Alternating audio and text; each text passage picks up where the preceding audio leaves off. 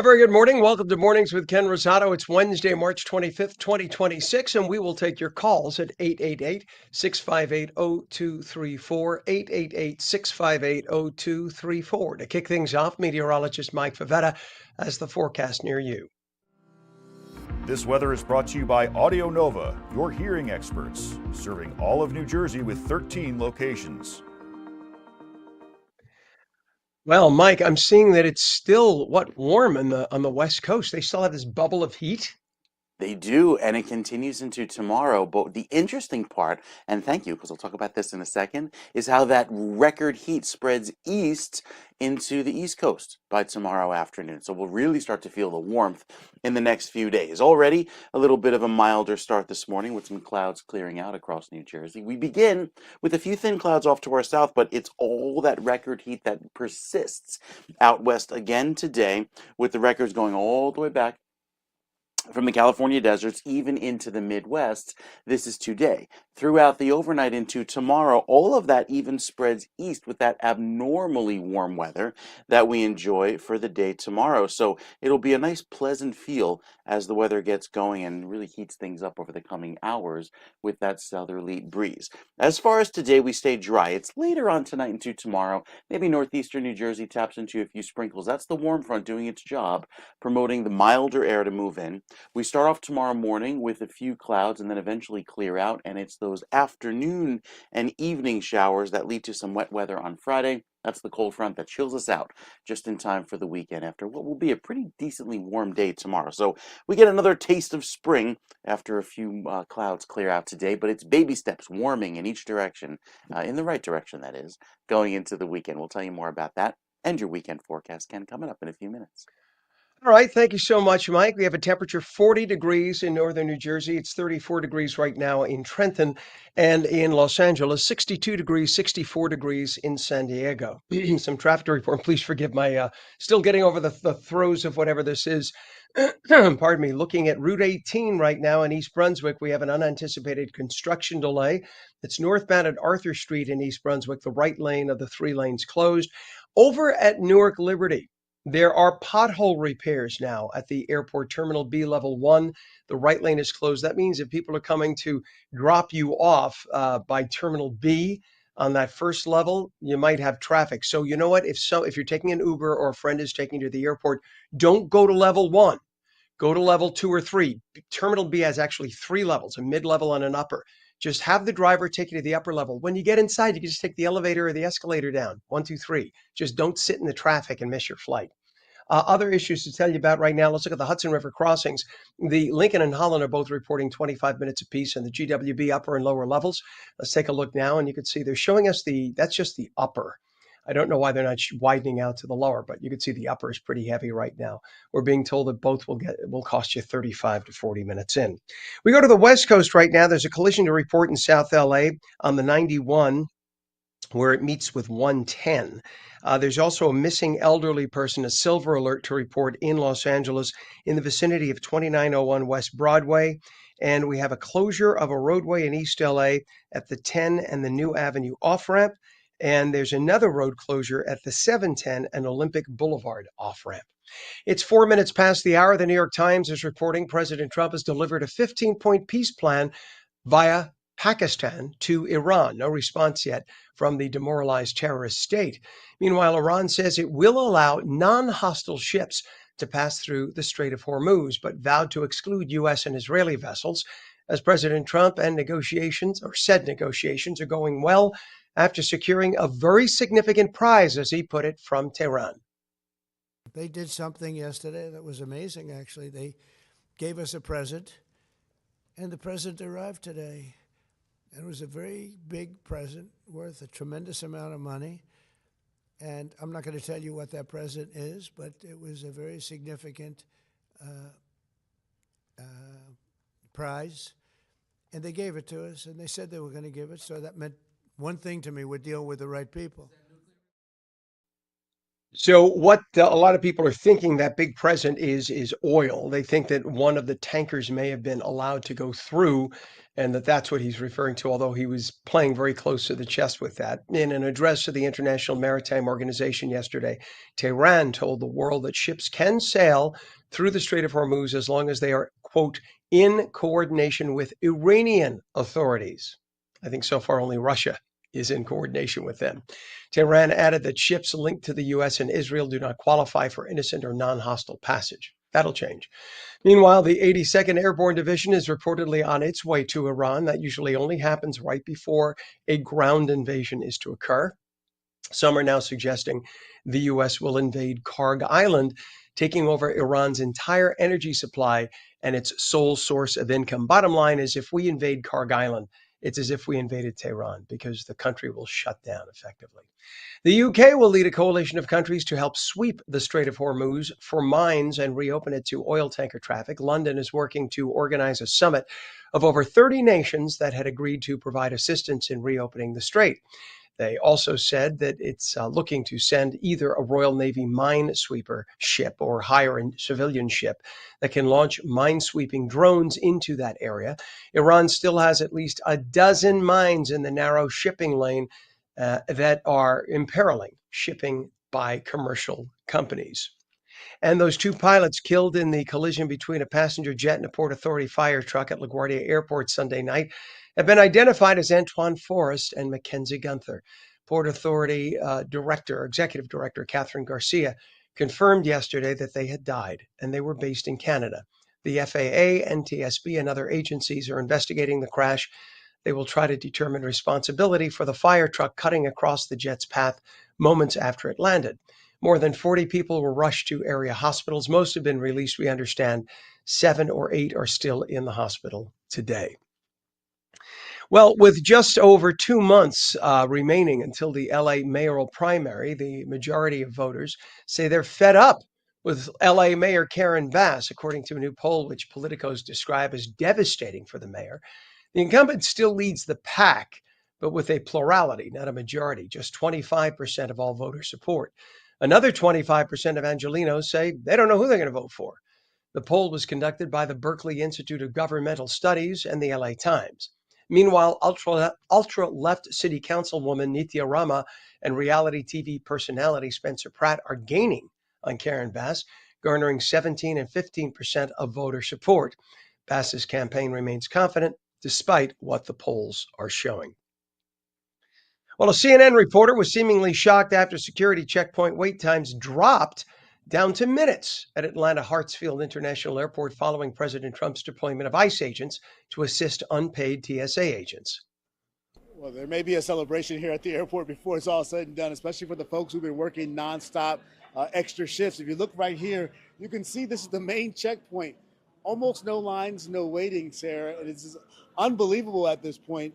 This morning started briskly with a lot of people showing up here at the airport. Lines were long. People were waiting about an hour. But when that rush hour went away pretty quickly this morning, we ended up with this. And there seems to be more lines open than normal right now with the TSA workers here breezing people through. In fact, a lot of folks have been showing up shocked at how short the lines are. Shocked. Because nothing that the president does is supposed to fix things, right? It's only supposed to cause, excuse me, that schmutz right there. It's only supposed to cause more problems. Well, that was senior national correspondent Ryan Young reporting in disbelief that the presence of unmasked immigration agents at the airport with travelers zipping through security after weeks of long lines amid the partial government shutdown was occurring. Again, mainstream media in disbelief the president could fix something. It's 9 minutes past the hour, shaping up to be a big month of verdicts for Meta. While jurors in Los Angeles deliberate over Meta and Google's liability in a case about social media addiction, in New Mexico, Meta was found liable in a separate case about child safety on its platforms. The state proposed to the jury penalties of up to $2.2 billion. The jury ended up awarding a lesser amount of $375 million. Still a very big message being sent. And this is a story that'll definitely be water cooler talk today. You have to stop what you're doing and check this out. That gentleman, I put in air quotes right there, is a quadruple amputee. Quadruple amputee. It was because he had a bacterial infection as a child. Well, this quadruple amputee is now charged with gunning down a friend. Previously shared multiple videos bragging about how his lack of limbs didn't stop him from being an incredible quick shot. You could see there in the video. He can, with no, look at this, no fingers. How does he do it? He manages to load a gun, cock the gun, and then fire the gun, and he's a good shot. Well, it was a bad thing to post. Professional cornhole player, yes, that's what he is. He gets paid to play cornhole. 27-year-old Dayton James Weber posted a handful of clips on his YouTube account showing off his incredible shooting skills before his arrest for Sunday's bloodshed in Maryland. Another video showed Weber climbing a 15-foot ladder with a rifle strapped to his back on a hunting trip. The footage showing off his shooting technique surfaced after Weber was arrested for allegedly gunning down 27-year-old Bradrick Michael Wells when a late-night joyride turned violent late Sunday. Police say that Weber got into a fight while driving three friends. He allegedly shot one of those friends, and then he asked the other two to help him move the body. They wouldn't. He then did it himself, allegedly. 2 hours later, police found Wells dead. The alleged killer, who lost his lower arms and legs to a bacterial infection when he was just 10 months old, made a name for himself as a professional cornhole player in the American Cornhole League. Did you know such a thing existed? The American Cornhole League. I have a friend who retired to Fort Lauderdale, and he plays cornhole constantly. I don't know what the rules of cornhole are. I know it's that little slanted board with the hole, right? And you toss a little beanbag that I think is filled with corn, something like that. But I didn't know that there was a professional. Who pays for it? 13 minutes past the hour. When we return, we continue to honor Women in History Month as we speak with a champion Olympian and a member of the New Jersey Hall of Fame. Very excited to have this very, very special person on our air this morning. Meteorologist Mike Favetta returns with your full forecast. Partly sunny today, highs into the low to mid 50s. Not bad. Plus, we'll take your calls at 888-658-0234, 888-658-0234. You're watching Mornings with Ken Rosato, now live on the East Coast, New York, New Jersey, Connecticut area, and the West Coast in Los Angeles and San Diego. We're coming back in 2 minutes. Don't go away.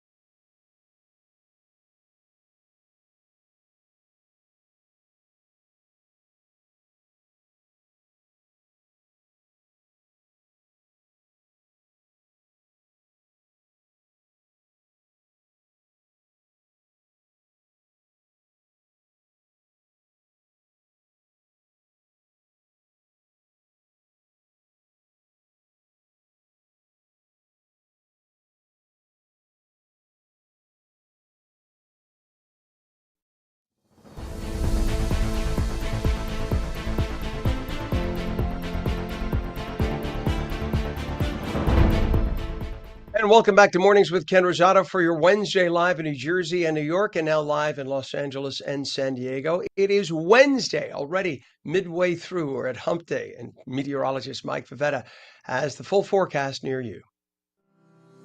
This weather is brought to you by Audio Nova, your hearing experts, serving all of New Jersey with 13 locations.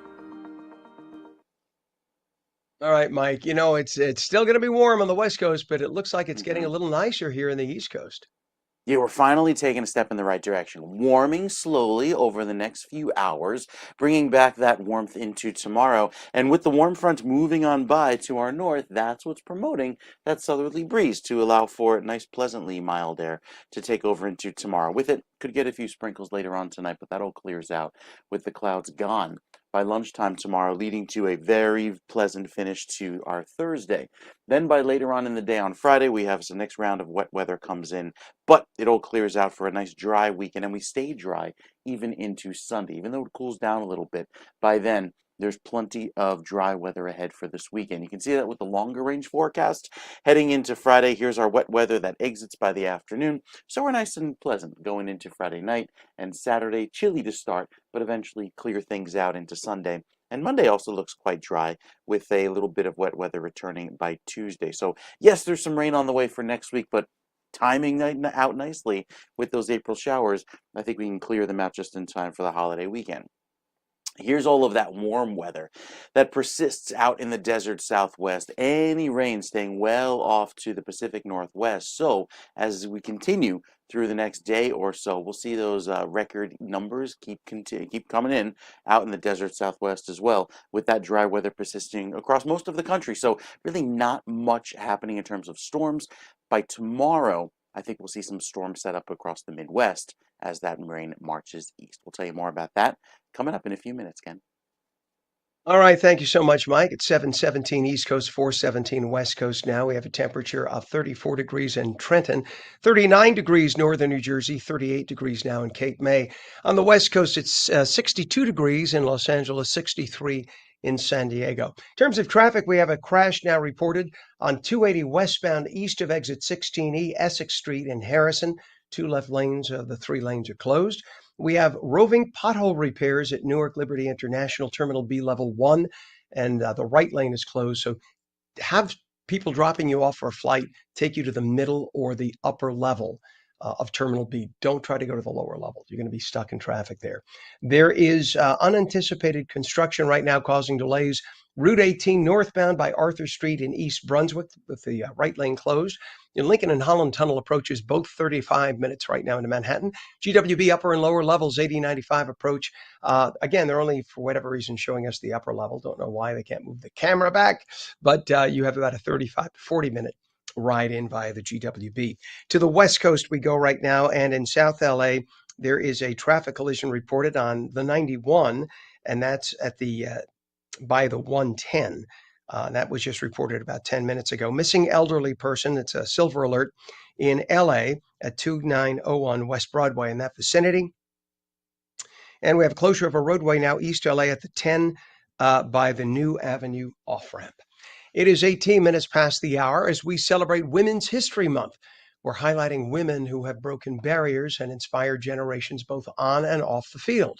Our next guest is truly a trailblazer in the world of track and field. Joetta Clark-Diggs built a legendary 24-year career, becoming an 11-time U.S. national champion and representing Team USA at 4 Olympic Games.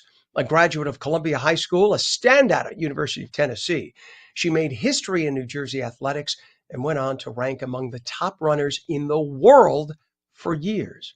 Today, she continues making an impact as a motivational speaker, author, founder of the Joetta Clark-Diggs Sports Foundation, and that's helped more than 50,000 children across New Jersey stay active and build confidence through sports.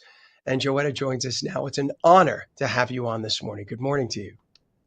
Good morning, Ken. How are you?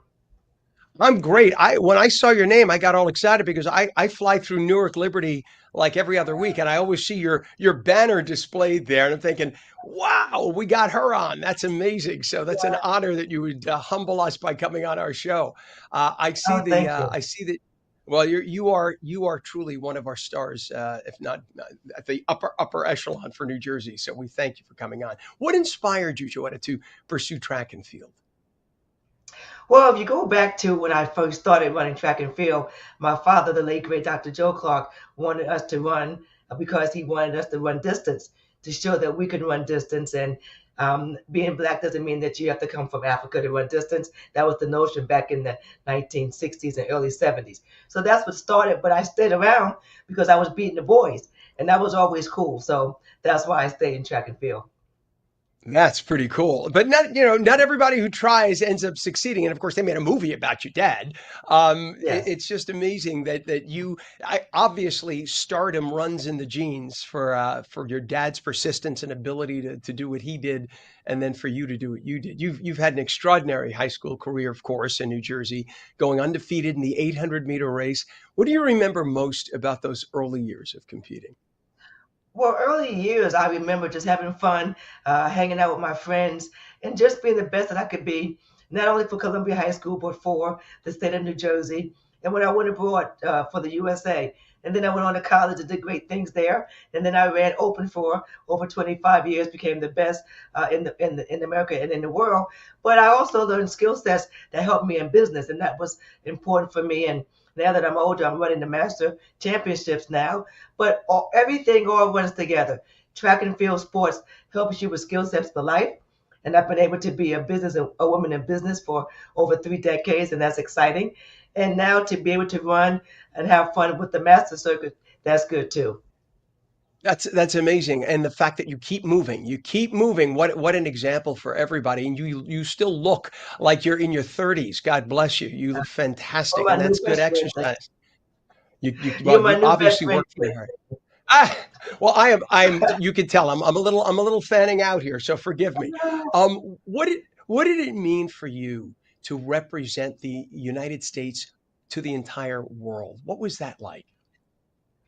It's amazing to be on the platform to wear red, white, and blue and have the stars, and to not only represent the USA, but my family, New Jersey, and women. I think for me during that time period, it was something special because I did not know how I would run and how I would do, but I knew I would do my best. And to just be at opening ceremonies, closing ceremonies, my 2000 team, we went one, two, three as a family. My sister won.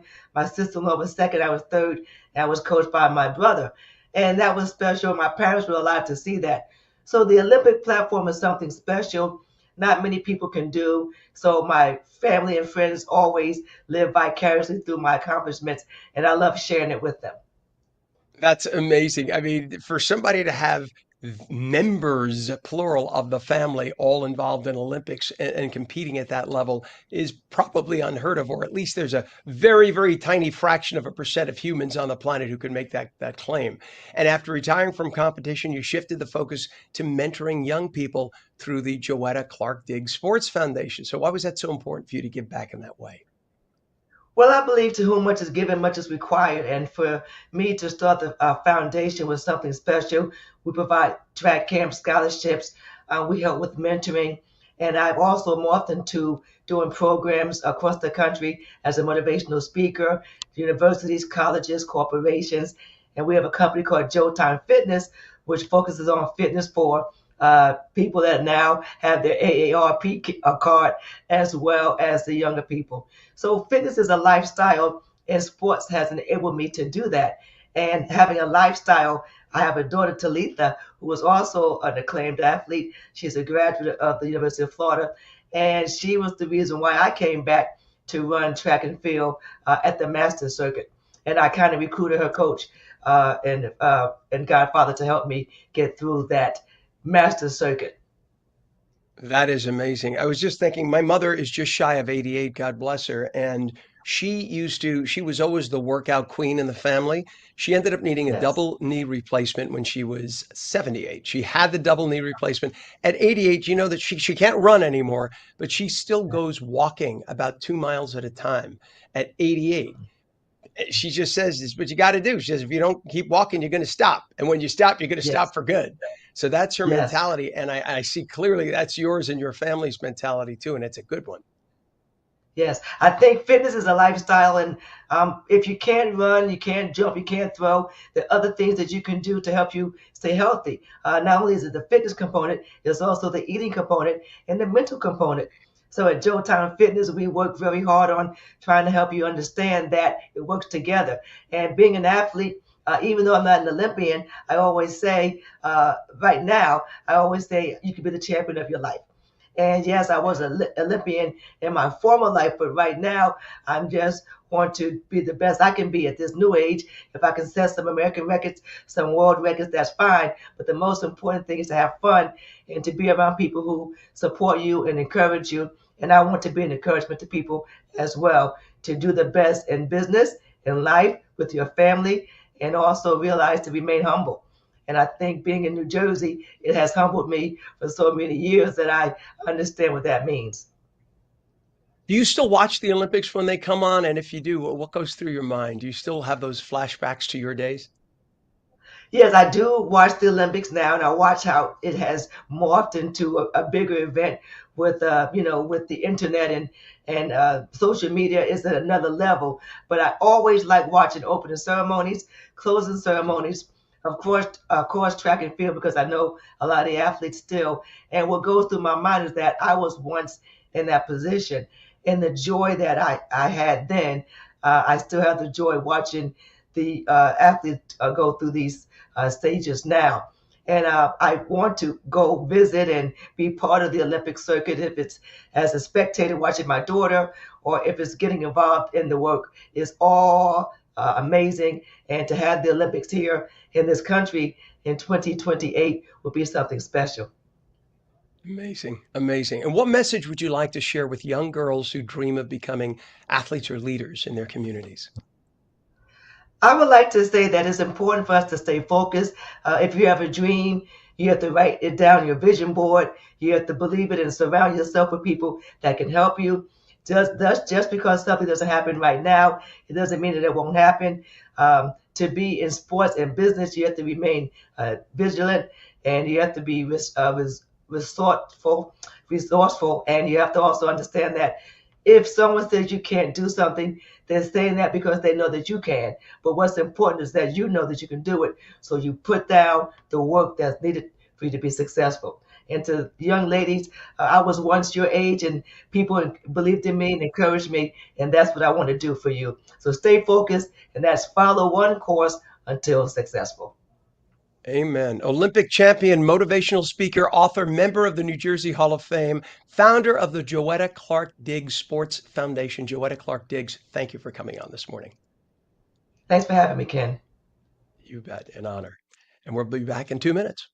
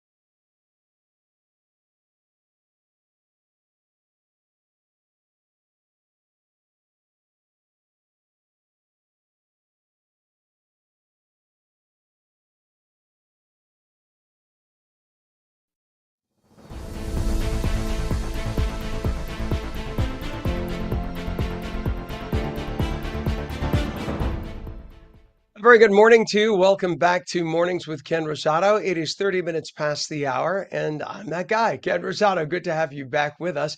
We're going to check the forecast near you in just 10 seconds. This weather is brought to you by Audio Nova, your hearing experts, serving all of New Jersey with 13 locations. All right, Mike, still warm in the west and warming up in the east. Warming up in the east. That's also going to bring back some pollen. You probably feel in the allergies over the last few days, and that's predominantly the tree pollen. Now, it looks nice when you see the little buds on the trees and the warm breezes blowing, but your eyes may not agree. The itchy, watery, scratchy throat, that's all coming back in the next few days. The weeds, grasses, and molds, not a concern until at least for another few weeks, but as far as the temperature trend goes, we're still slightly below average today. We'll eventually get back to the milder weather by tomorrow, and then that very warm weather persists out west as that high pressure is still in control, delivering loads of record heat, continued record heat out west. Will likely cool down this weekend as the weather starts to cool over the next few days, especially by Saturday time frame. You start to see that marine layer work back in, the cooler breezes off the Pacific start to take over, and that'll give a little bit of a overcast start to the weekend, but also end that persistent heat that's been going on for almost 2 weeks out in Southern California. So we start off nice and dry now and stay that way throughout the day today, but there's a little bit of wet weather coming our way across the East Coast with some rain tomorrow night after a beautiful day. We'll tell you all about that coming up and how it impacts the weekend in a few minutes.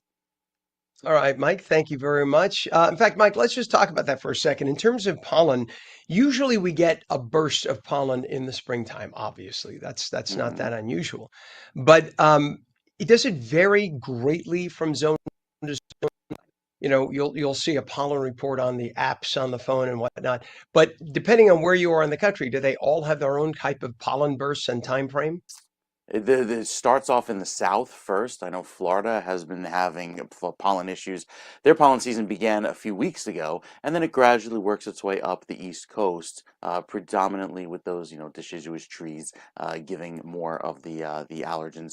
So it's not as much out west, but out east, certainly you feel it with the season change. And across parts of the East Coast, you'll start to see the grasses and weeds take over late May into June. Those are the beginning of those different allergy seasons, depending on the type of allergen.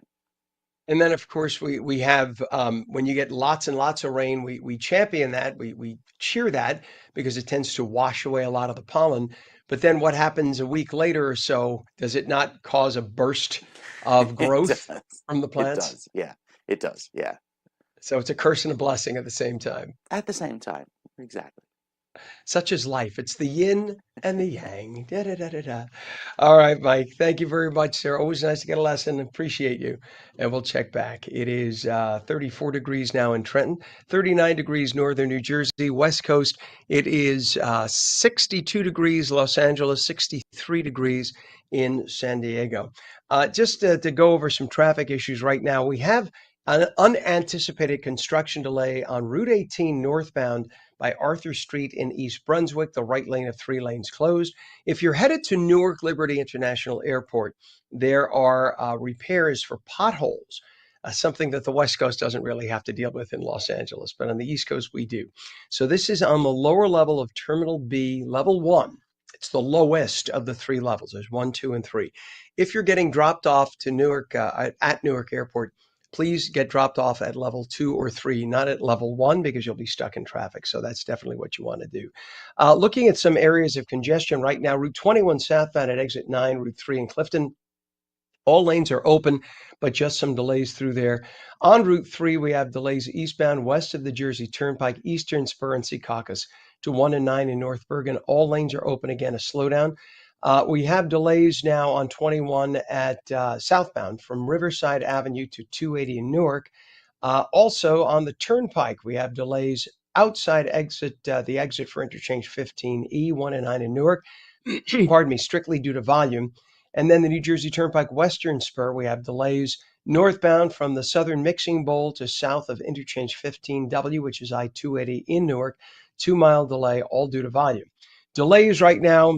Of course, they're updating my screen. I'm sorry about that.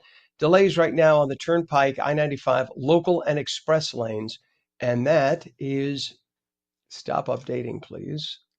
There we go. That is by 280, 2-mile delay, again, due to volume and delays on the turnpike approaching the George Washington Bridge in Fort Lee due to volume. The Hudson River crossings now, Lincoln and Holland tunnels, both reporting 30 to 35 minutes. Let's look at the GWB upper and lower levels. There's an issue with the camera. We're only getting the upper level camera, and that is on the middle part of your screen there. That is going to cost you about 40 minutes into Manhattan right now. I'm not sure about that lower level. We'll see if we can get that camera fixed, but in the meantime, we see the upper level, and that's what it's going to cost you. The New York Times is reporting that President Trump has delivered a 15-point peace plan via Pakistan. No response yet from the demoralized terrorist state. Meanwhile, Iran says that it will allow non-hostile ships to pass through the Strait of Hormuz, but vowed to exclude U.S. and Israeli vessels. As President Trump said, negotiations are going well after securing a very significant prize from Tehran. They did something yesterday that was amazing, actually. They gave us a present, and the present arrived today. It was a very big present worth a tremendous amount of money. And I'm not going to tell you what that present is, but it was a very significant prize. And they gave it to us, and they said they were going to give it. So that meant one thing to me: we're dealing with the right people. Well, in an address to the International Maritime Organization yesterday, Tehran told the world that ships can still sail the Strait of Hormuz as long as they are, quote, in coordination with Iranian authorities. Well, the only nations in coordination with Iranian authorities, there's only one right now, and that's Russia. Tehran added that ships linked to the U.S. and Israel do not qualify for innocent or non-hostile passage. Meanwhile, the 82nd Airborne Division is reportedly on its way to Iran. That usually only happens just before an invasion is to occur. Some are now suggesting the U.S. will invade Karg Island, taking over Iran's entire energy supply and its sole source of income. Literally 90 to 95% of all the oil stored for the entire nation of Iran happens on Karg Island because it's open. It's an open port. It's open on all sides to shipping. So you could bring oil tankers up on any side of the island and fill them with oil from Karg Island. And there's also, that's their source of income, the only source of income for Iran because of all the sanctions against the country, the embargoes. So the only way they make money really is by selling oil to China and Russia. And right now, with the embargo there, with U.S. ships there, with the port closed, with the Strait of Hormuz closed, they're starving of money. And I know that the exiled prince of Iran, whose father was the late Shah of Iran, that exiled prince is here in the United States. And he begged the president not to destroy a lot of the important infrastructure of Iran, because if we have a free coalition of some sort or an elected coalition by the people to take over, you don't want to leave the country struggling to survive.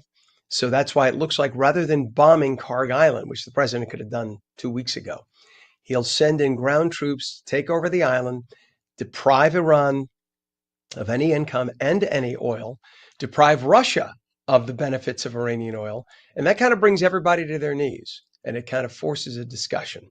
So notice just yesterday, the president was saying, oh, it looks like we're making great progress with Iran. The president usually does that right before something severe happens. He makes it sound like everything's over because something big is planned. I don't know anything. I'm just giving you history. That's my job. Meanwhile, the UK will lead a coalition of countries to help sweep the Strait of Hormuz from mines and reopen it to oil tanker traffic. London is working to organize a summit of over 30 nations that had agreed to provide assistance in reopening the strait. Don't think that this announcement isn't coincidental to what we just said as well.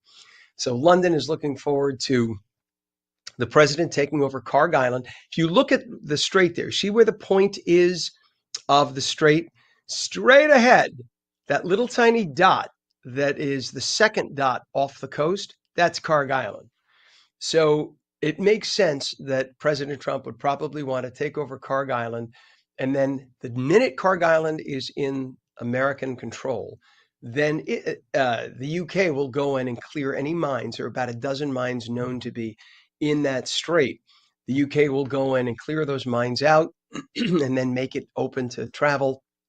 And all the other Arab countries that are also pissed off at Iran because Iran has launched missiles into their countries, they will be very happy to be making money once again, getting their oil shipments through the Strait of Hormuz. So that looks like what will happen. We'll see. The two pilots killed in the collision between a passenger jet and a Port Authority fire truck at LaGuardia Airport Sunday night have been identified. Their names, Antoine Forrest and Mackenzie Gunther. Port Authority Executive Director Catherine Garcia confirmed yesterday they had died and were based in Canada. The FAA, NTSB, and other agencies are investigating the crash. They will try to determine responsibility for the fire truck cutting across the jet's path moments after it landed. More than 40 people were rushed to area hospitals. Most, in fact, all but about 7 have been released. And with just over 2 months left until the LA mayoral primary, a majority of voters in LA say they're fed up with Mayor Karen Bass, according to a new poll which politicos describe as devastating for the mayor.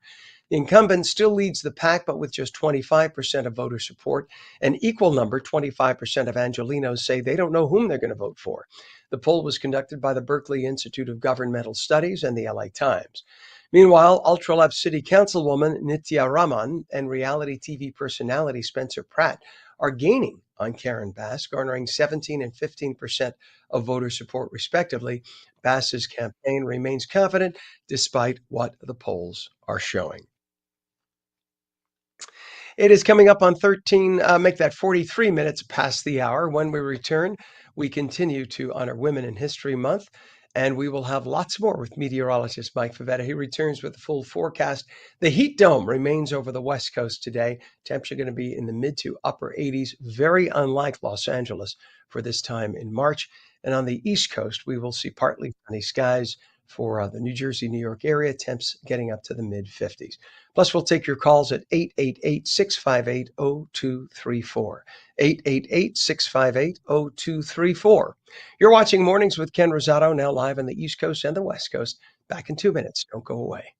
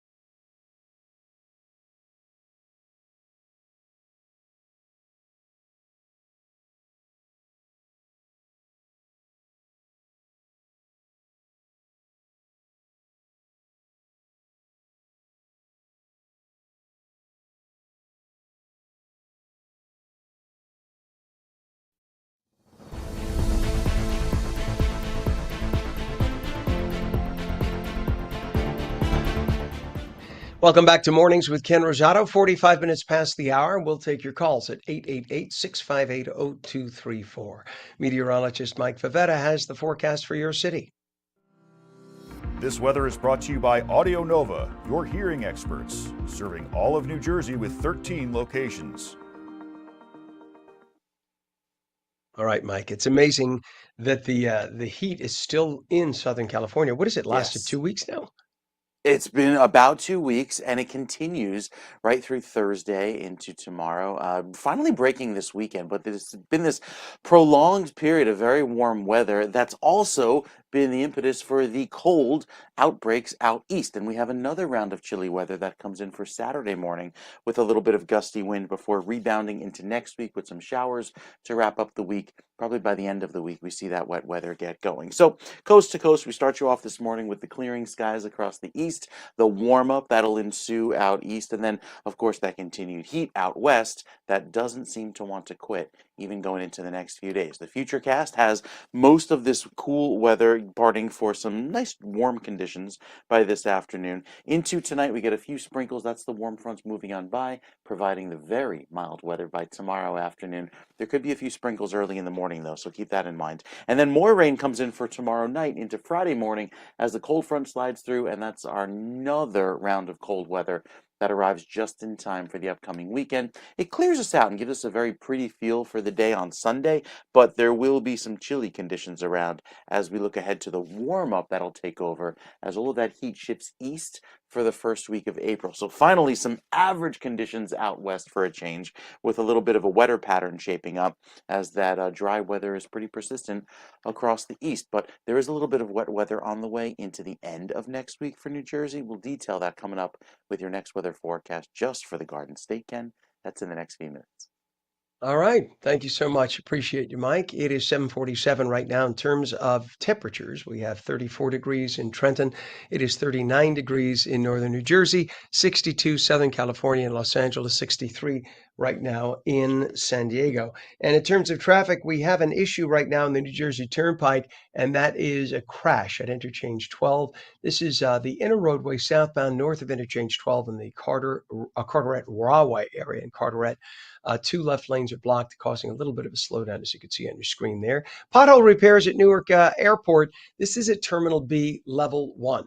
So if you're being dropped off at Terminal B, like Spirit Airlines is Terminal B, a lot of people fly this hour at Spirit Airlines.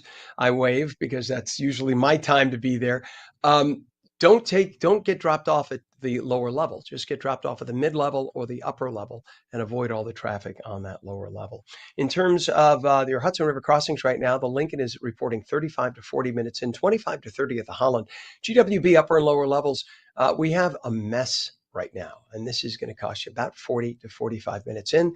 You're looking at just the upper level approach. The lower level is just off screen where it says mornings.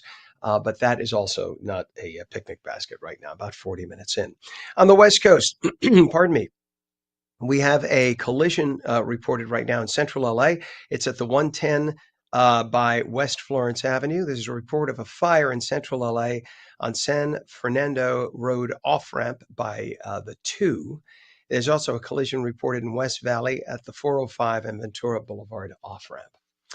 It is 48 minutes past the hour. A fresh new fashion trend is making waves this spring, and it's got a surprisingly playful name. Vogue is calling it toothpaste dressing, a cool tone mix of mint green and icy blue that feels crisp, modern, and a little whimsical. I feel like Colgate Palmolive should give me money for that. Joining us now to break it all down is fashion expert Dawn Del Russo of livetheglamour.com. It's livetheglamour.com. Dawn, thanks for being here to break the trend down. Good morning. Thanks, Ken. Good morning. I was going to call it Vogue magazine and see if you were going to correct me, but I won't do that. So tell me, what is toothpaste dressing and where did this trend come from? Who's participating? Yeah, this is really, this just came about. This is probably the newest trend spotting. Sometimes they start a few months and you kind of catch on to them. But this just came out. Vogue did a whole article on it. And it's just this really cool, pretty mint color that everyone wants to wear. It's been seen in Chanel did it in a pair of shoes and the tip of the shoes, accessories, the traditional tweed coat that they have. So they sent this color down the runway and it exploded. And Vogue labeled it toothpaste dressing, and now we're seeing it everywhere. Everyone is trying to pull out as much of that minty color as they can. That's very cool. I think it's nice. I mean, I actually did one of our bathrooms in my last house in that color, and I thought it was fantastic. But I was ahead of my time because a lot of my friends said, I thought it was cool. I like that color very much, especially in the springtime, right? This is a very spring thing. You think of Easter eggs. It is. It's such a, I feel like very soothing color and optimistic color as well. We haven't been seeing so much color in the past few years. It's been a lot about neutrals, the clean girl aesthetic, don't do too much. And to see this nice, really pretty pop of color that's not pink, because that was also like the color for a while was we were seeing pink everywhere, especially after the Barbie movie. It's been replaced by this mint color.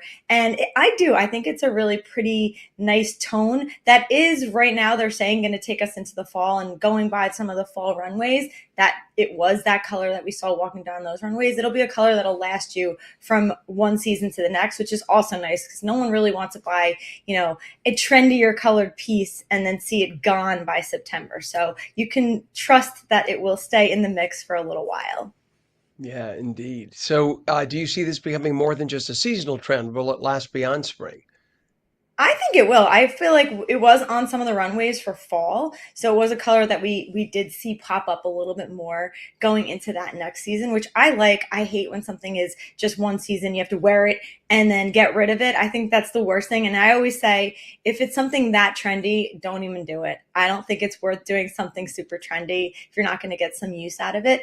This color also brings a little bit of personality back. You can have fun with it. You can incorporate it into your wardrobe, not just with your clothing, but accessories. So think like a handbag that's a pop of color, a minty color. You could do that with all black if you wanted to and still look like you're chic and up to date. Well, how much influence do stars have in pushing trends like this forward, or is it more influencers? No, they have so much.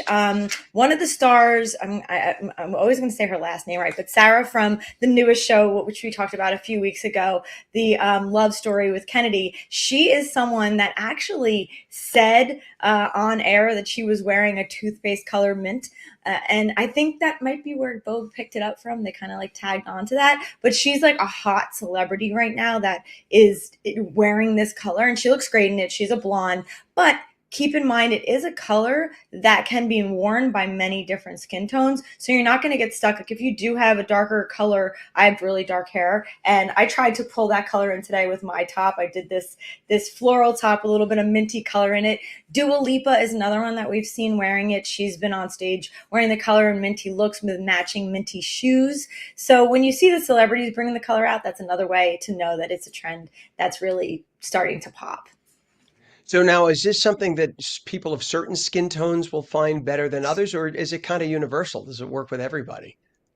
Surprisingly, it's a more universal color. You do have to be aware of undertones, and I always talk about this when I'm, styling or putting pieces together. Your skin undertone is what's important. So if you're warmer or cooler, you want to think about that, and then you want to make sure that the mint color that you're choosing is going to match with that. So your mint color may have a little bit of a warmer tone to it, or it may have a little bit of a cooler tone to it. The color that's trending right now is a bit more cooler, and that a lot more hair colors and skin tones can wear it. Just stay away from looking like you're in hospital scrubs. Gotcha. Well, listen, can I have, let's see, Pam, I'm going to throw a curveball at you, Pam. Can you punch up Mike's camera without Mike? Just punch up the camera showing the map right now, if you can do that, because we want to show the map and take a look at there you go. So is Mike ahead of the curve? Yes. Those are the colors, right? I love that You it's got trending in mint right now. That is there great. you Well, that's go. also a lot of rain. So Yeah. But those are just so that we get a visual of the two colors we're talking no, about. that is That's it. it's honestly perfect. And you know what's funny about that is it explains the difference between the warm and the cool tones, because you're going to lean more a little green if you're in the warmer colors, and you're going to lean more towards blue if you're in the cooler tones. So that is the perfect example right there. I love it. I love it. So now talk about you've talked about this in the past too for people who don't get it. Walk us through the easier styling tips, whether it's layering or mixing textures or pairing with other colors. How do we do that to make it look natural? I always start with accessories. I say that's a good place to go because it's safe. So you can do a pair of shoes, a handbag, a scarf, something you're gonna put on, take off. You don't feel like it takes away from your outfit. And you're not really sure how to mix anything. Now, if you want to take it to the next level, I do monochromatic, which is the same color top and bottom. So find a set that's in the same color, a dress that's color. It makes it a little bit easier because you're not trying to figure out how to pair things together. A dress, honestly, is one of the best options because it's already done for you. Put the dress on, put a pair of shoes on, and you're ready to go. Two colors that blend really well with this minty tone are browns. Browns look amazing if you pair them together. So if you start mixing two colors together, you might want to try a brown. Charcoal colors look really nice, and neutrals look amazing with the mint color. So those are some colors that pair really well together. Now, if you want to take it to the next level, if you're not doing monochromatic or you're not doing a dress, I like fabrics like silks, lightweight pieces. Sequins look really beautiful in this color. So if you're thinking about doing a spring or summer wedding and you don't want to wear the traditional black color, or you want to try something new, a lot of brands right now, I was just shopping the other day and I saw a lot of this color in sequins and sheer chiffon kind of layered fabrics that look beautiful and are stunning for a wedding. Nice. That sounds really, really nice. I love I mean, when I got married, we actually used these colors. This is back in 2016 because we got married on the beach in Fort Lauderdale. And so we had the ocean. I'll send you a picture.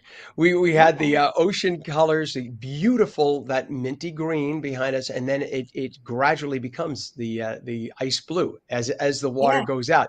So we ended up doing that with the ties and Yeah. everything else. That's what we followed that with the pocket square and whatnot. Meanwhile, we had the neutral, like a light beige to match the sand for the Mm. tuxedo. Doesn't work so much in Maine in January, but it does work in Fort Lauderdale in August. Absolutely. I actually love that mix. Those two colors look so good together, and they really like are elevated, but you are doing something a little bit new too. So it's not like you're sticking with such a traditional look, but it looks elegant altogether. Well, thank you. Appreciate it. Added the gay touch. Had to do it. Dawn Del Russo of livetheglamour.com. It's GLAMOUR.com on every Wednesday at this time. I almost said Tuesday. I got to get my day straight. This is Wednesday, right? Thank you for coming on this morning, Dawn. We appreciate you. Thanks, Ken. You bet. I can't get the day straight. That's bad. It's coming up on 58 minutes past the hour. For those of you watching on LACA on the West Coast, stay tuned for your local news. If you're watching on New Jersey, ONNJ.com, we'll be back live with New Jersey news, opinion, weather, and traffic. Thank you for watching Mornings with Ken Rosato.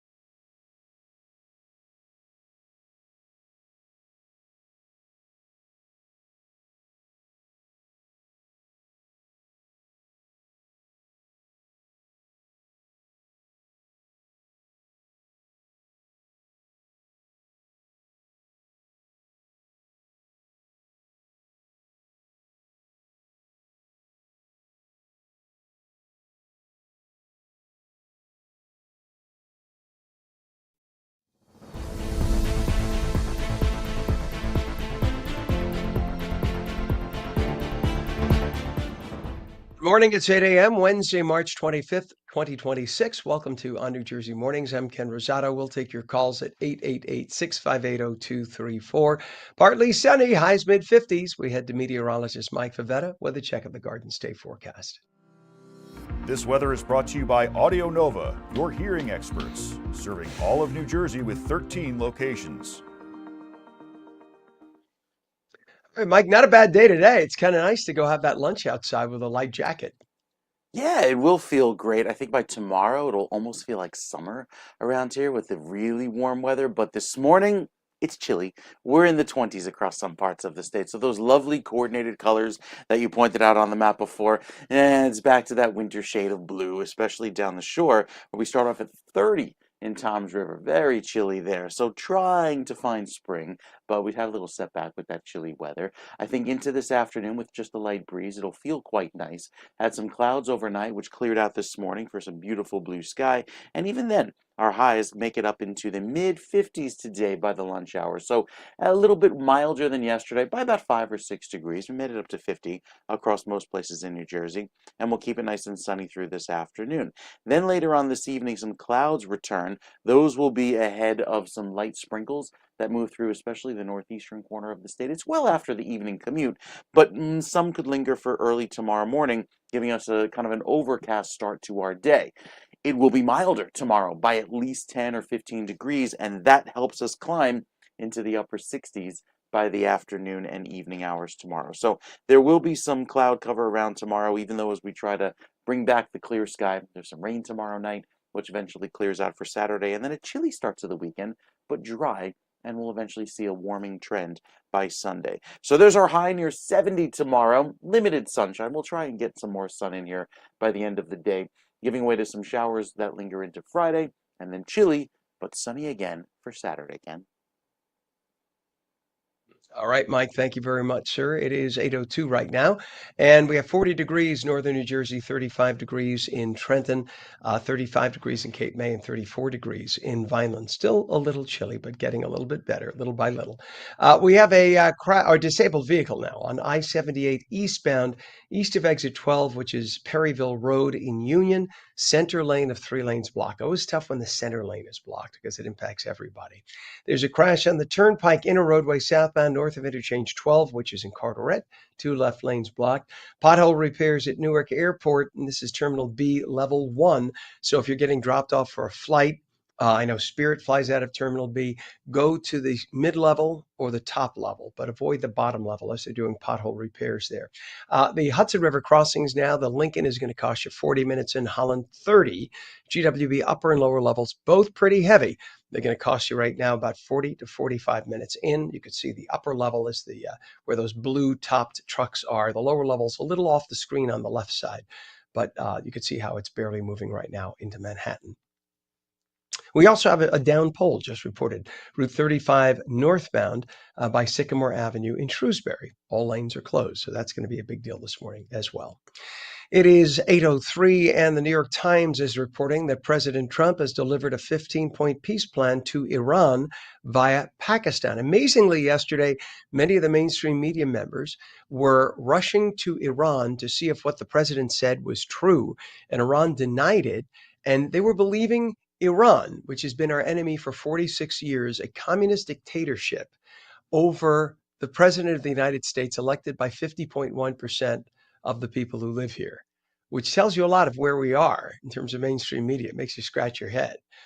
But no response yet from the demoralized terrorist state of Iran. But Pakistan, they're no longtime friend of the United States. Pakistan says, yes, we are the ones who are negotiating the peace plan. Turkey says, yes, the peace plan is being negotiated. So just because Iran says it's not, it's amazing that mainstream media is giving them the time of day. Meanwhile, Iran says it will allow non-hostile ships, as they call them, to pass through the Strait of Hormuz, but vowed to exclude U.S. and Israeli vessels. As President Trump said, negotiations are going very well after securing a, quote, very significant prize from Tehran. They did something yesterday that was amazing, actually. They gave us a present, and the present arrived today. And it was a very big present worth a tremendous amount of money. And I'm not going to tell you what that present is, but it was a very significant prize, and they gave it to us, and they said they were going to give it. So that meant one thing to me: we're dealing with the right people. In an address to the International Maritime Organization yesterday, Tehran told the world that ships can still sail the Strait of Hormuz as long as they are in coordination with Iranian authorities. The only such nation that is Russia. Tehran added that ships linked to the U.S. and Israel do not qualify for innocent or non-hostile passage. Meanwhile, the U.S. 82nd Airborne Division is reportedly on its way to Iran right now. That usually only happens right before an invasion is to occur. Some are now suggesting the U.S. will invade Karg Island, taking over Iran's entire energy supply and its sole source of income. That might force them to their knees to have a negotiation with the United States in person. The UK will lead a coalition of countries to help sweep the Strait of Hormuz for mines and reopen it to oil tanker traffic. London is working to organize a summit of over 30 nations that had agreed to provide assistance in reopening the strait. They also said that it is looking to send either a Royal Navy minesweeper ship or to hire a civilian ship that would launch minesweeping drones into the area. Iran still has at least a dozen mines in the narrow shipping lane that are imperiling commercial shipping traffic. It's coming up on 8:07. The two pilots killed in that collision between a passenger jet and a Port Authority fire truck at LaGuardia Airport Sunday night have been identified. Their names: Antoine Forrest and Mackenzie Gunther. Port Authority Executive Director Catherine Garcia confirmed yesterday that they had died and were based in Canada. The FAA, NTSB, and other agencies investigating the crash now. They will try to determine responsibility for the fire truck cutting across the jet's path moments after it landed. More than 40 people rushed to area hospitals after that incident occurred. All but about 7 have been released. With just over 2 months left until the LA mayoral primary, a majority of voters are saying they're fed up with the current mayor, Karen Bass. That according to a new poll, which politicos describe as devastating for the mayor. The incumbent still leads the pack with a plurality of just 25% of voter support. An equal number, another 25% of Angelenos, are undecided. The poll was conducted by the Berkeley Institute of Governmental Studies and the LA Times. Meanwhile, ultra-left city councilwoman Nitya Raman and reality TV personality Spencer Pratt are gaining on Karen Bass with 17% and 15% of voter support, respectively. Bass's campaign remains confident despite what the polls show. A CNN reporter was seemingly shocked after security checkpoint wait times dropped significantly, down from hours to minutes, at Atlanta Hartsfield International Airport following President Trump's deployment of dozens of ICE agents to assist unpaid TSA agents there.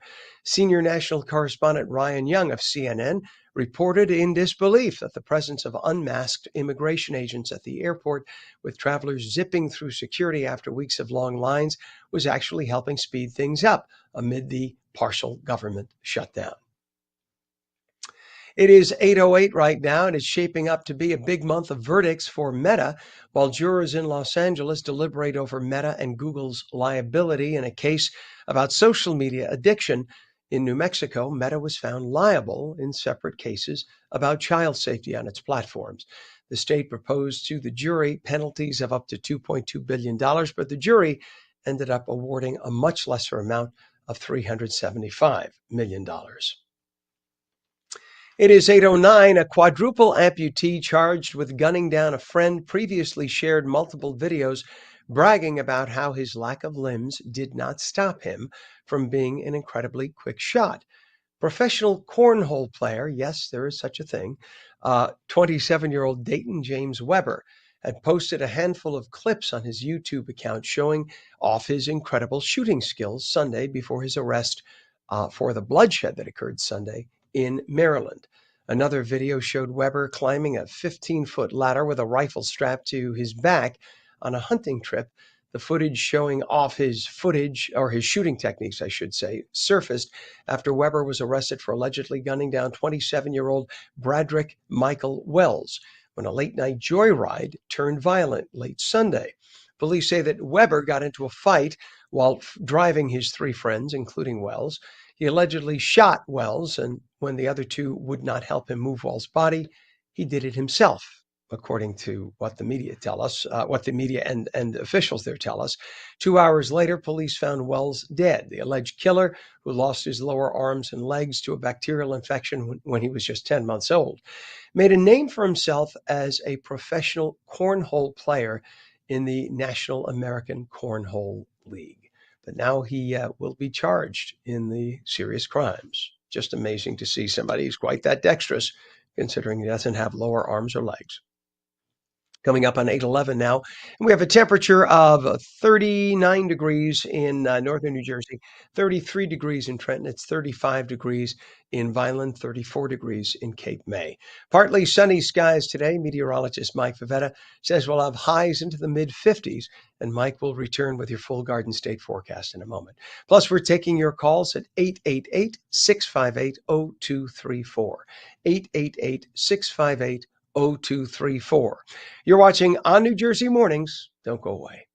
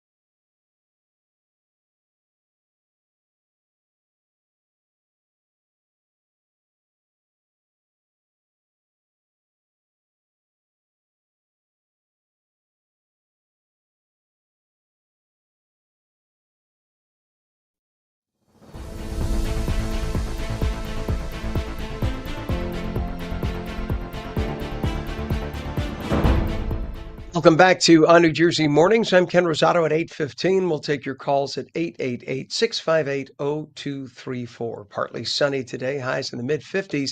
Straight to meteorologist Mike Favetta with the Garden State forecast. This weather is brought to you by Audio Nova, your hearing experts, serving all of New Jersey with 13 locations.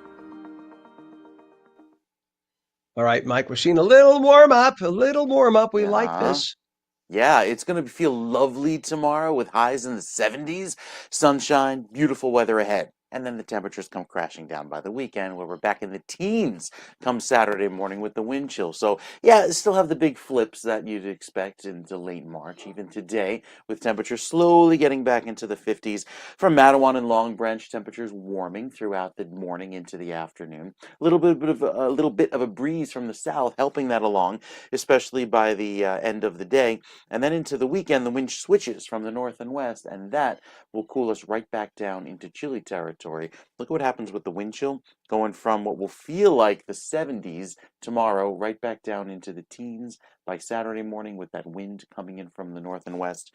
There's your 15 and 16 degrees in Morristown by 9 a.m. on Saturday. So really cold weather, making it feel like winter, even 22 in Newark before rebounding by the end of the weekend into next week, thanks to that wind moving in the right direction. So again, the bigger picture showing a lot of this weather that comes in later on tonight into tomorrow associated with the warm front. That will help things warm up throughout the day. And with that, temperatures really responding, especially in the afternoon. So we wrap up tonight with a few showers. Tomorrow morning, 6 a.m., could be clouds, maybe a lingering sprinkle, but look what happens by the afternoon. Lunchtime highs in the 70s across the sections away from the influence of the ocean. So yes, interior portions of Manchester Township, there by Tom Jervis, 74. But you go to the beach tomorrow, 47 degrees, a big change considering how that wind is coming in right off of a very still chilly Atlantic Ocean. So keep that in mind if you say, oh, it's a beautiful day, head to the beach. No, no, no, no, no. You'll be freezing your buns off, especially by the afternoon.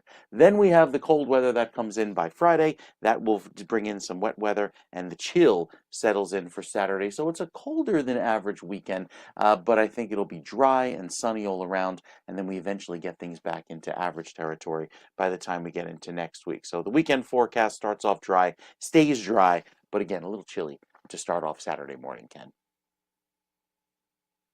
All right, sir. Thank you very much. We have 8:16 right now.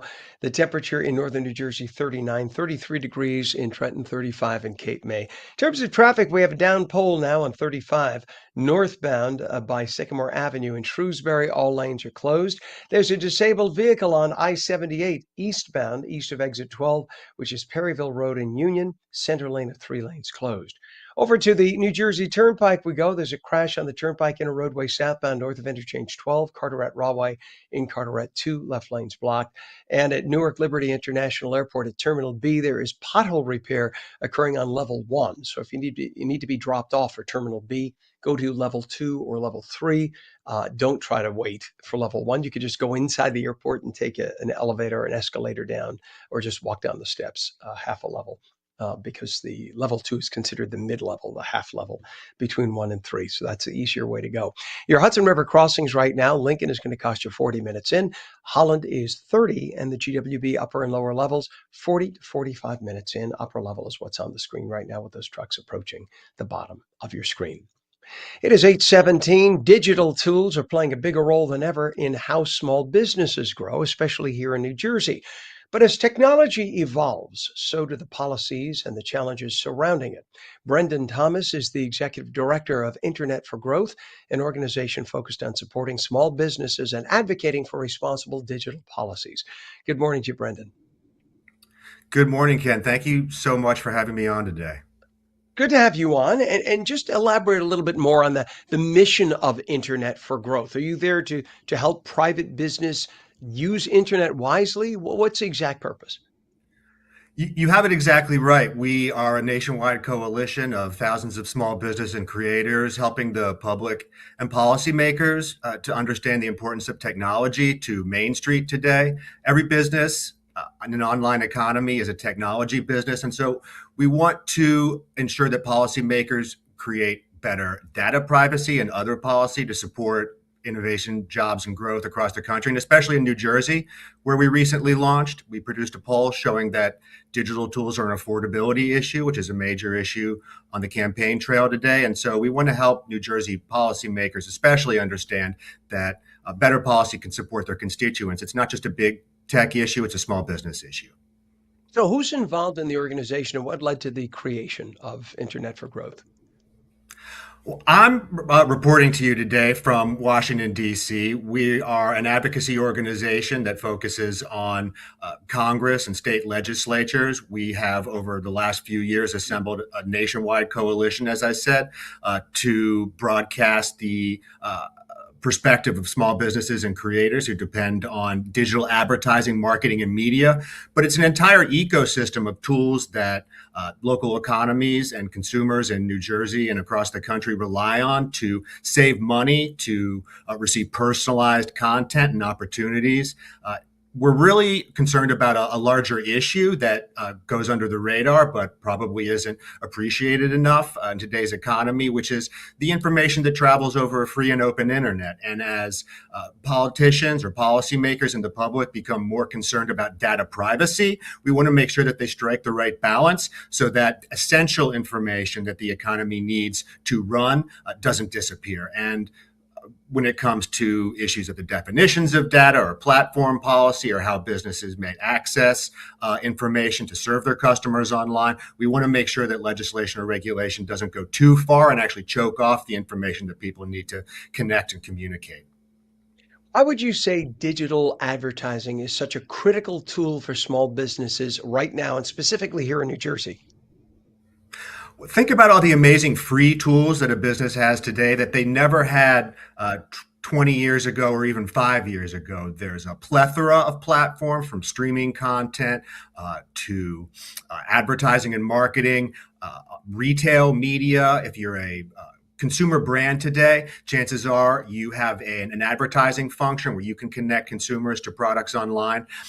And so what we're really advocating for is the ability of consumers to take advantage of free and low cost media that advertising supports. Advertising has always supported free and low cost media. Today, it's even more prevalent than it ever was.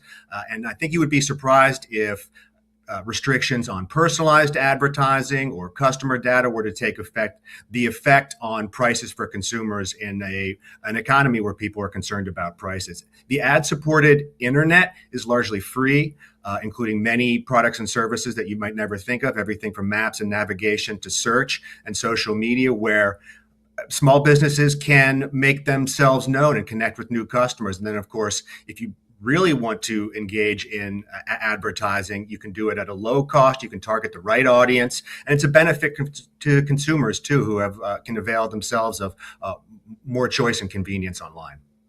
And do we have a sense of the numbers of businesses or individuals in New Jersey that rely on digital advertising today?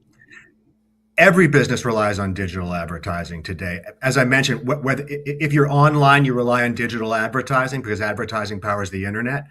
If you're a business today and you're not on social media, any number of platforms, take your pick because there's a lot, you're using advertising. And if you want to level up, you have a variety of advertising tools across a very competitive marketplace to advertise. And that's really the message that we want to convey to policymakers. It's not a top-down industry. It's a bottom-up industry where nationwide or global platforms are available to you to carry your message or your product to new audiences. They could be next door because of very precise geolocation capability. They could be across the world because you have a very unique product or message. If you're in civil society, if you're a nonprofit, if you're a candidate for office, if you're a religious institution, you have a variety of tools to broadcast your message. And it's all advertising powered, especially when you think about the data that underlies advertising. The biggest, we're lucky that we live in the United States where we have large leading technology companies today. I think what people may not often understand is that these companies are advertising companies. And so the access that they provide to the internet is widespread, low cost, and often free. But we advocate for the ability of small businesses to access these tools. And I just looked it up in terms of raw numbers because I just want to give people an idea of how staggeringly, make that an adverb, large this is. 200,000 in the tiny state of New Jersey, one of the smallest states physically, of course, in the nation. 200,000 businesses rely on digital advertising right now, which is astounding, just a large amount. What are some of the biggest challenges or threats facing small businesses now when it comes to digital advertising? Is there something that maybe larger companies have the ability to use certain software to protect themselves more than others? Well, Ken, to your point, everywhere you look, including in New Jersey, most businesses are small businesses. Anywhere from 98 to 99% supplying most of the jobs. And it's in reality, very restrictive data privacy policy, which is an obscure term, but extremely important because of the nature of today's economy. Higher costs would mean that only the largest companies can avail themselves of these tools, and small businesses could be left out in the cold. In particular, some laws or some proposals include a private right of action, which is civil lawsuits over vague terminology in many of these laws that could affect mostly small businesses without the resources to fight back. Restrictions on information that travels over the open web instead of these closed systems could affect small businesses, because it really just comes down to the idea of sales leads and the ability to connect with customers anywhere. But the largest companies and the largest platforms often can withstand the restrictive regulations, where the small businesses would see fewer opportunities. So we like to paint a different picture of policies targeting big tech. We like to say that these policies would actually benefit the largest businesses and leave small businesses without the tools they need to start up or survive. And how would you say federal discussions or policies in DC are impacting small business owners in this space? Well, the interesting thing is that there isn't a federal law yet. We'd like one to level the playing field so everybody's playing by the same rules, and all consumers are protected, by the way, because we do believe that consumers need a clear understanding of how companies are using their data, that they have the opportunity to assent to the exchange of data. But there's no federal law yet. We do advocate for one because there is a patchwork of state laws that could be raising compliance costs for businesses of all sizes. In the absence of a federal law, we would love consistency and harmony across these state laws. Some are outliers. For instance, in Maryland, not far from where I am, there are more restrictive definitions of acceptable data that include a lot of things that any company would have been using since the advent of marketing and advertising. Very normal practices, very normal sorts of data that could be off limits. And so we want to harmonize state laws if they're too restrictive, but ultimately a federal privacy law would be desirable to make sure that everybody has protections and everybody's playing by the same rules. And closer to home here, have there been any recent actions or proposals in New Jersey that could affect how businesses use digital tools? Because we know that, pardon me, yesterday we had on the former state assemblyman, John Wisniewski, and he was talking about some AI bills that are making their way to Trenton right now. They haven't passed yet, but how would that impact businesses and how they use digital tools? New Jersey does have a data privacy law. As they continue to modify it, we want to make sure that it protects small business. For instance, there could be data thresholds that aren't quite aligned with how businesses do business today. You could have a large amount of customer data, but very little revenue. And so we want to make sure that policymakers understand what data, the importance of data to small businesses, but that small businesses or nonprofits or charities aren't captured by some of these laws. We want to make sure that they're tight enough that businesses aren't exposed to lawsuits. And we just want to make sure that customers and small businesses can continue to benefit from the exchange of information online. Awesome. Brendan Thomas, Executive Director of Internet for Growth. Thanks for coming on this morning. Great information. Thank you, Ken. You bet. We've experienced a number of natural disasters in recent years. One organization in Newark helps make it all better for people who are often at their lowest point. We're coming back in 2.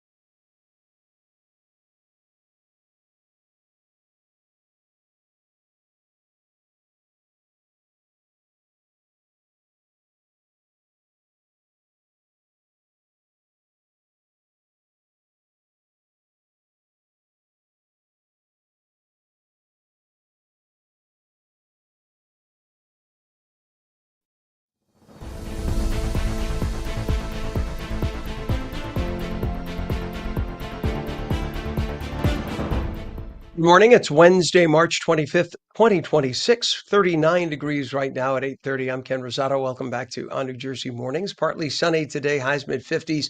Meteorologist Mike Favetta with a detailed Garden State forecast.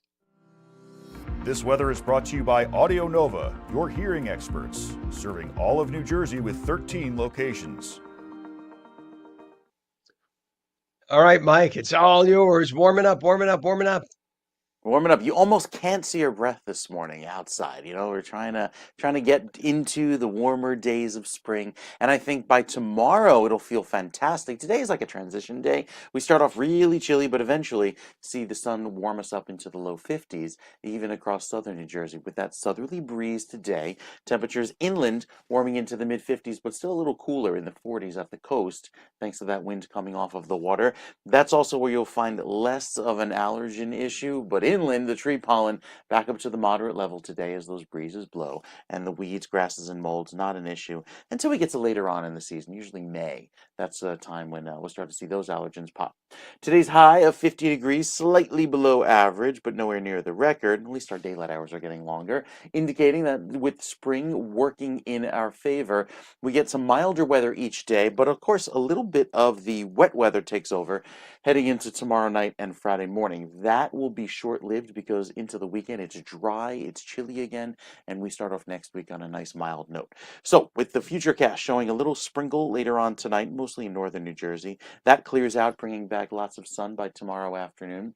Then the cold front slides through. That provides a little bit of wet weather into Friday morning, and then we clear out but turn very chilly for Saturday morning with clear sky all weekend long. It looks beautiful this weekend, but again, cold.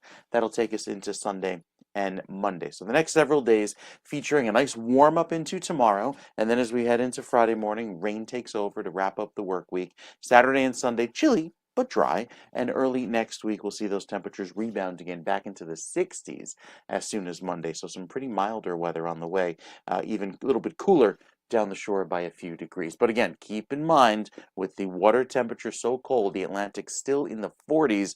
That means that the beaches tomorrow will be in the 40s, whereas everybody else inland will enjoy the low 70s, Ken. All right, Mike, thank you very much, sir. Appreciate it. It is 40 degrees in northern New Jersey, 34 degrees in Trenton, 35 degrees at Cape May, and 32 degrees now in Vineland. Looking at traffic right now, we have quite a bit of a number of incidents that just popped up in the last few minutes. We have a crash down the Garden State Parkway northbound south of the Asbury Toll Plaza, Tinton Falls. All lanes are open. Over to 295, a crash northbound south of exit 67, Route 1 in Lawrence with the right shoulder closed.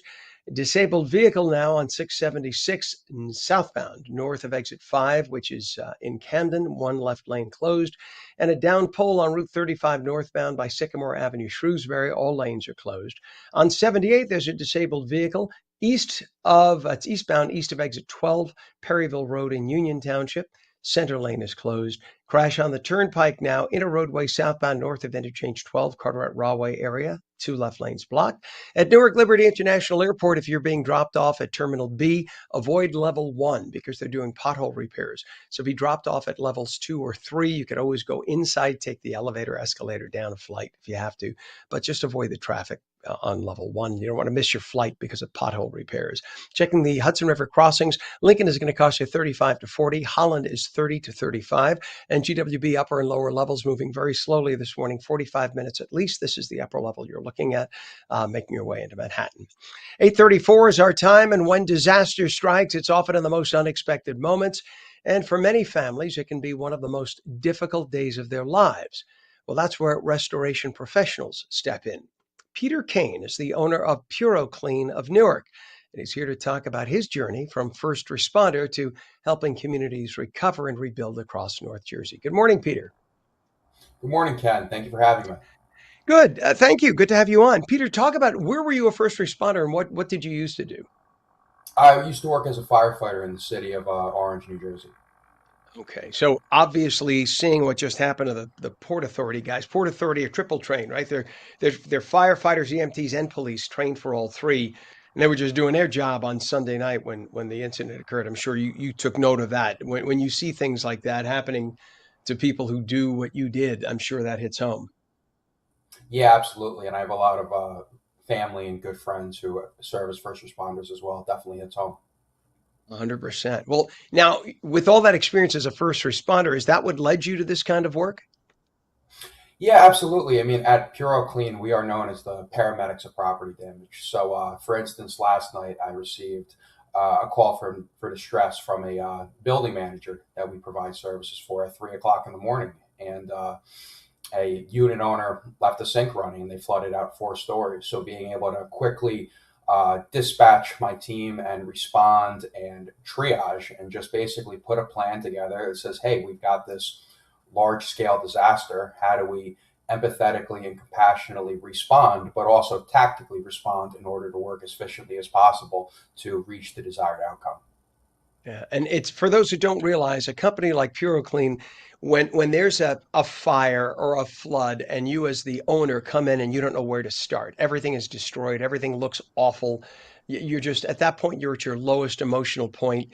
A company like yours, you come in and you say, "We got it." You bring in a team of people, you clean it up, you get rid of you prevent mold, right? You clean up anything that's broken, you take it out, and you make it a space again so that the owners can come back and say, "Oh my God, it's back to where it was," and you basically restore somebody's life. Yeah, exactly. I mean, our goal when we're brought in is to what we call restore back to pre-loss condition. Whatever the property was prior to the event that caused the damage occurred, it's our goal to restore it back to. And you got to keep in mind when you're working in these properties, it's people's homes, kind of similar to a firefighter. A goal of the fire service is to preserve as much property as possible, not cause more damages than necessary. That's our goal as well. And also, too, a lot of the times we're dealing with people's photo albums after a fire, other sentimental items, kids' toys, maybe personal property that belonged to a deceased loved one. So just being able to delicately, meticulously, and compassionately deal with the customer and also deal with their home and their personal property. It's super important. I just think my time working in the fire service really gave me a great skill set to be able to translate to my team and just the way we deal with our customers. Well, you'll appreciate this quick anecdotal story, Peter. I live part-time in Fort Lauderdale in a condo complex, a high-rise building, 21 stories. Somebody on the 10th floor decided they were going to do a bathroom remodel illegally without permits, without getting permission from the building, because you're supposed to have certified workers by the building. They're supposed to have insurance, etc. They thought they could do it on the sneak. So in comes a bathroom construction guy. You have to jackhammer a foot of concrete. As he was jackhammering it, he ripped open, of course, a water pipe. And every unit under became flooded. The guy didn't even know where the main was to turn off the water. So the water gushed for 40 minutes before they could turn off a main. So you can imagine that the amount of damage for 9 floors, every unit below was just deluged with water. But in came an organization like yours in South Florida, and in a matter of a couple of weeks, it was all new again. But that is, I think a lot of people don't realize that organizations like yours exist. So, but it's not there. There are some that are good, and then there are some that are great that have experience. So, how important are training and quick response times in what you do in your organization? I would say they're very important. I mean, in terms of the training piece, the accrediting body is known as the IICRC. They certify, train, license restoration contractors. And the restoration industry is a trade, essentially, like carpentry, electricians, anything else. So we have two aspects to our business. We have the remediation side, which brings in our IICRC certified technician staff. And then we also have our general contracting team. They kind of operate in parallel. The remediation team comes in first, the construction team comes in after, but we're fully licensed general contractors.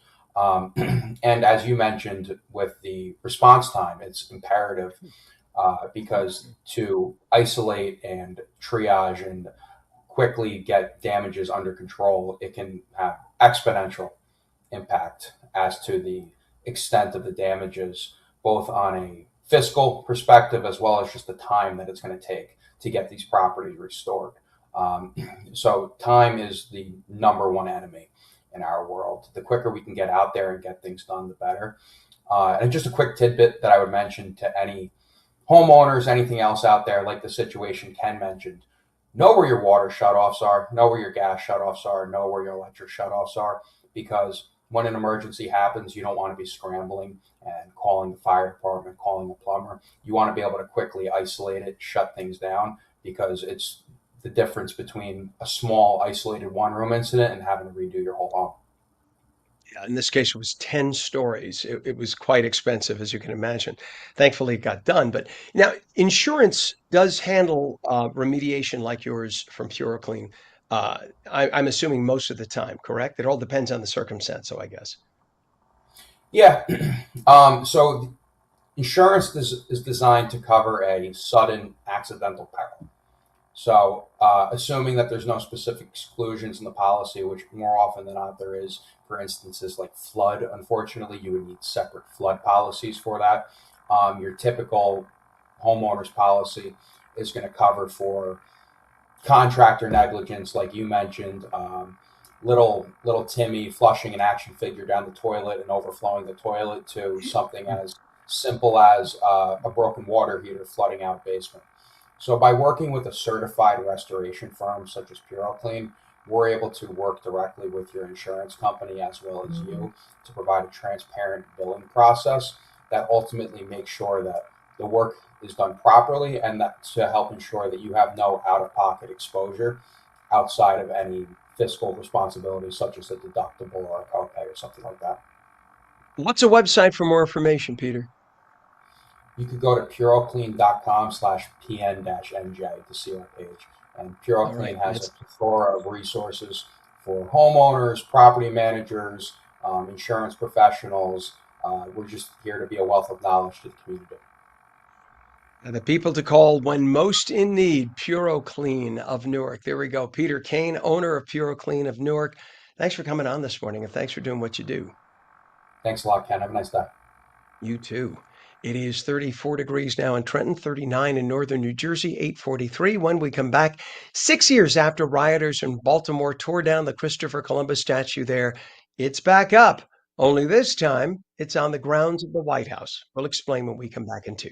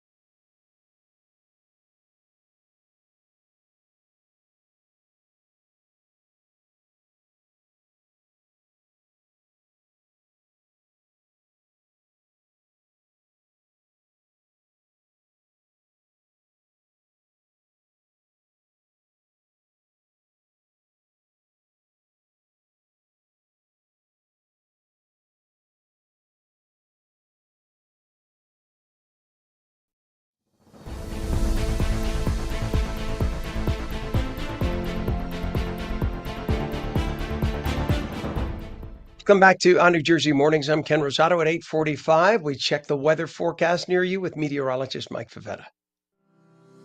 This weather is brought to you by Audio Nova, your hearing experts, serving all of New Jersey with 13 locations.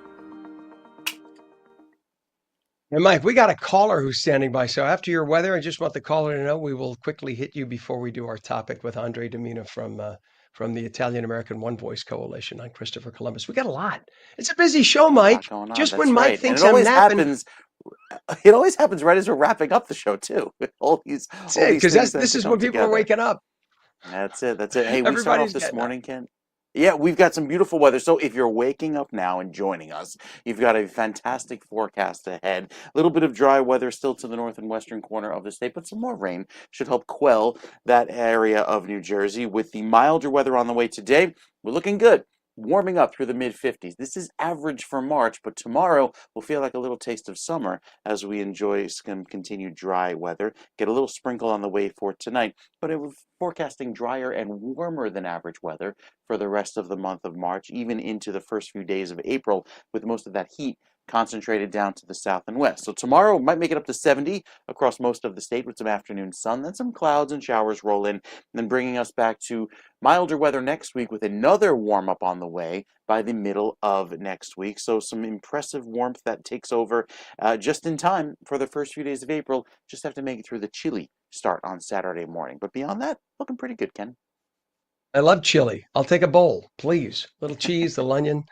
Very good. Thank you, Mike. Appreciate it, sir. And enjoy the day. We'll catch you again You too. tomorrow. 3 degrees now in Trenton. It's 39 degrees northern New Jersey. Let us go to the phones. Always nice to take a call live on the air. And good morning. Good morning, Are you Ken. there? Hi, this is Evie. How are Oh, you today? hey, how are you? Nice to hear your voice. What do we got today from you? I turned on the show and I'm watching it. The segment about the fashion and colors got me really excited because for us, as a mom of a senior, it's prom season, and lo and behold, the color that we chose for my daughter Reese's dress, who you know, is that color. So I was really excited, and I said I had to tell you. So I'm smiling because I know this person. This is my good friend Evie. And Evie, am I allowed to bring up the picture you sent me? Sure. Right. So I'm going to do old school. I'm going to make. We're going to zoom in. This is my friend Evie. So that is her beautiful daughter. There we go, Reese. And we're trying to avoid the face just so you can see the dress. So Reese is on par with fashion and has a dress that she wore for prom season there we go, zooming in right. That is in line with the colors of the season. Reese knows, and she was ahead. You said you bought that dress when? We bought it in December and the prom is in June. Usually you have to get it in advance and all that good stuff so you have the perfect dress. So yes, we bought it at the end of December and she will be wearing it June 4th for the Wayne Valley prom. Fantastic. Well, she is beautiful, as are you, and may she enjoy her prom. And look at you, fashion forward people ahead of the curve. Always awesome, and always nice to talk to you, Evie.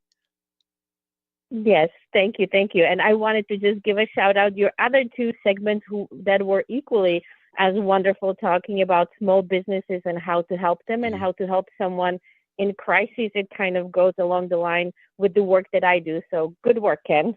Great job. Amen. Amen. Evie, thank you, my friend. We'll check. Well, I'll call you off air, but thank you again, Evie. Always a pleasure. Thank you. Evie's awesome. Bye. All right, and take care.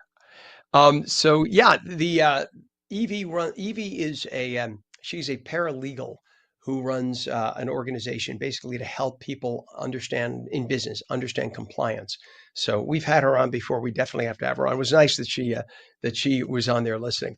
Well, there has been news from Washington, D.C. regarding Christopher Columbus and statues. If you recall back in 2020, during all the riots that occurred around the country, many people on the left used the opportunity of protest to cancel anything from which they or with which they disagreed. For many cities where Italian Americans comprised a large portion of the population, people decided to tear down statues of Christopher Columbus, not even understanding anything the man stood for. While the Italian American community in Baltimore, well, they wouldn't have it. In spite of the fact that rioters in Baltimore City broke up that city's Christopher Columbus statue and tossed it into Baltimore's Inner Harbor, the community couldn't be stopped. Members retrieved as many chunks of the statue that they could and reassembled it piece by piece. And while the somewhat radical leadership in the city refused to allow the community to publicly display the statue in Baltimore, President Trump stepped in, and now Christopher Columbus has a place on the White House grounds outside the Dwight D. Eisenhower Executive Office building. And to talk about that and more is Andre Domino, who is president of the Italian American One Voice Coalition. Always great to have you on, Andre. Good morning. Good to see you again, Ken, especially with this great news. Yeah. So why do you think the rioters in Baltimore refused to allow the Columbus statue to be put back on display there, considering there's a big number of Italian Americans in the Baltimore metro, 160,000. It's not just some tiny number. That is a big number of the population. Well, they're still going back to that falsehoods about Columbus, and the facts that they have about him are just incorrect. And unfortunately, politicians, city leaders, and so forth, they just don't want to deal with the fact that it's incorrect information about Columbus, so they'd rather just try to wipe him away. But fortunately, that statue, which was resurrected out of the ashes of the harbor, is now on full display at the White House grounds, and we're very, very happy about that.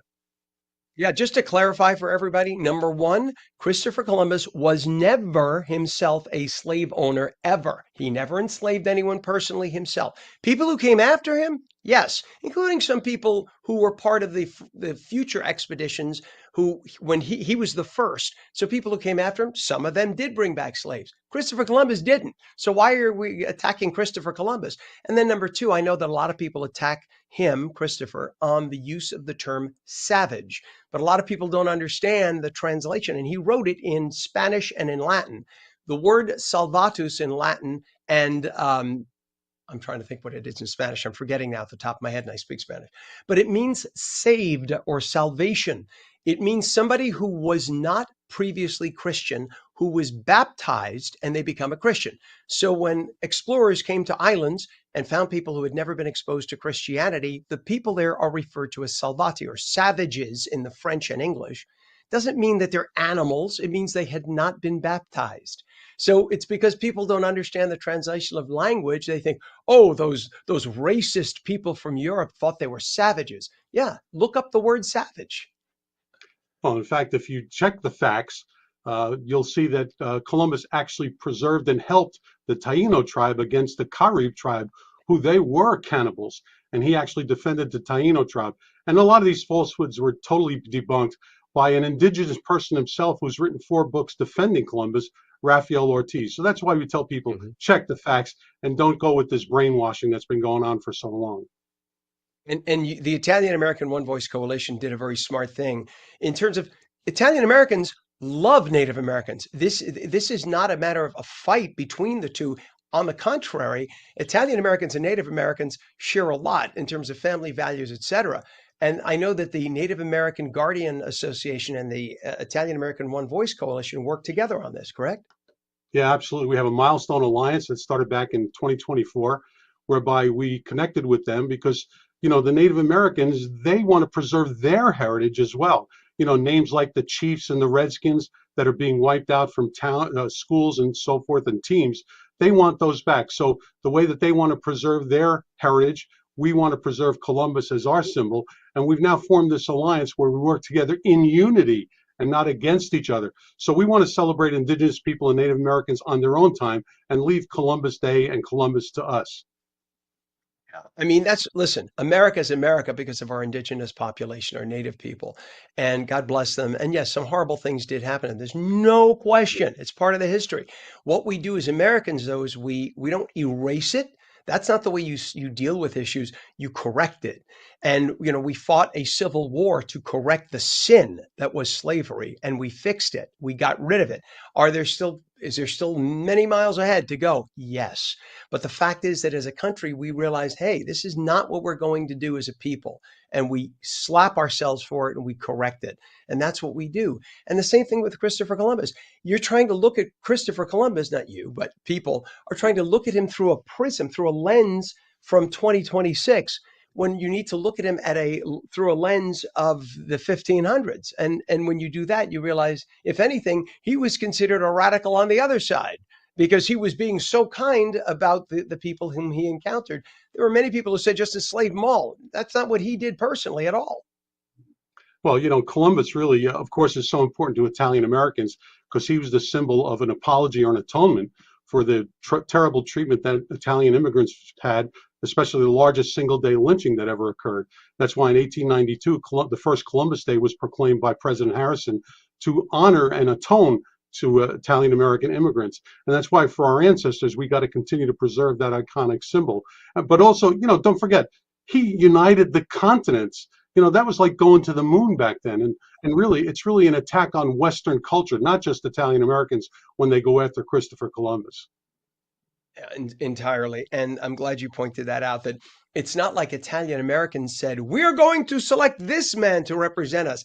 It was the President of the United States and Congress that selected Christopher Columbus as the representative of Italians and named him so and created the day. And now a previous president, or two of them, and Congress are trying to take that away. Stop it.